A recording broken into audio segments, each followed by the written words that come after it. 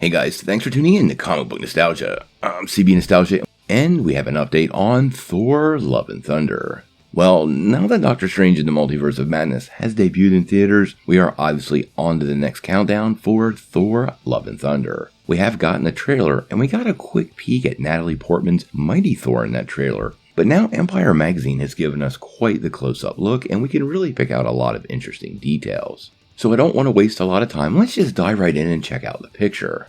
Now, this picture looks great, and it really does give us an excellent breakdown of not just the Mighty Thor, but Thor, Odin's son. Let's pan over each one of them separately. First, let's look at Jane Foster. I actually think this costume really looks great, and if you look closely, Natalie Portman really has gotten fairly jacked for the role. Now, if you notice, the costume is very layered and kind of muted properly so the colors work. I love the black, silver, and gray combinations in the bodywork, as well as the maroon midsection and the red cape. Also notice how the hammer has all the cracks in it. Obviously, this is the same hammer that Hela destroyed in Thor Ragnarok, and overall the character looks completely ripped from the comics. I also think Natalie Portman will probably spend a lot of time with that helmet off. This is something that Marvel does, and this is likely the view will become most accustomed with in the movie. She really does look great. Now, as far as Chris Hemsworth, he's never been a bad Thor, but I really like this costume. If you're a fan of the comics, this costume is clearly inspired by the battle armor that Thor wore in the late 300 run of Marvel Comics. The blue and yellow combination was key to that costume, and it's very prevalent in this new Thor outfit.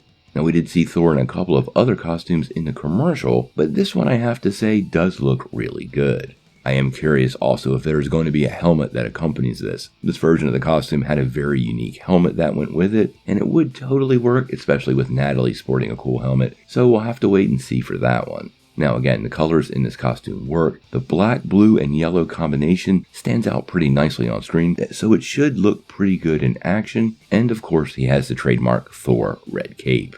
Empire magazine is pretty great for releasing these photos, so I'm really looking forward to see what else they bring us. Now, this seems like as good a time as any to remind you to hit that like and subscribe button and ring the bell for all the updates. Also, our big giveaway. We got this Oculus Quest 2 to give away at 50,000 subscribers. All you need to do to get in on the giveaway is be a subscriber and leave us a comment. Now, the movie drops in theaters on July the 8th, about 2 months from today, so I'm expecting another trailer any day, even though we just did get that first teaser trailer, and I suspect we're going to be getting the deluge of information about this film over the next couple of weeks. Now, Taika Waititi did talk to Empire a little bit about bringing Jane Foster back, and he had some interesting things to say about returning the character to the screen, most of which I totally agree with. He said, "It's been about 8 years. She had a whole other life, and then the love of your life comes back on the scene and is now dressed like you. It's a real mind F for Thor."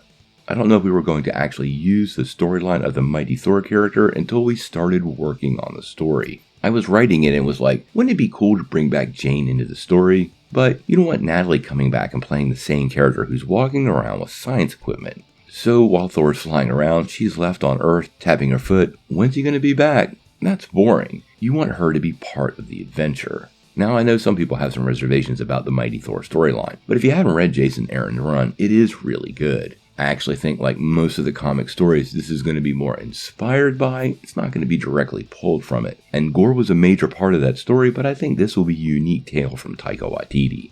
Now, I do think this film will see both of them team up and have this adventure together, but clearly it's a passing the mantle movie. In the comics, Jane Foster took up the role of Thor for a limited time. That's because she had cancer, and we do know in this movie she'll have cancer again. This is probably a pretty wise move on the part of Marvel Studios. It put a natural end date to that story, kept fans very open-minded to accepting this version of the character, and when Thor got the mantle back, it was sort of a big deal, and she even continued to become the new Valkyrie, which would also be a great move on the part of Marvel Studios. Now, obviously, we're going to have to wait till July to get all the details for the upcoming Thor movie. It's probably going to be another big hit for Marvel Studios, and I suspect between now and then there'll be a lot of spoilers heading our way, so depending on how you feel about that, you might want to stay pretty alert.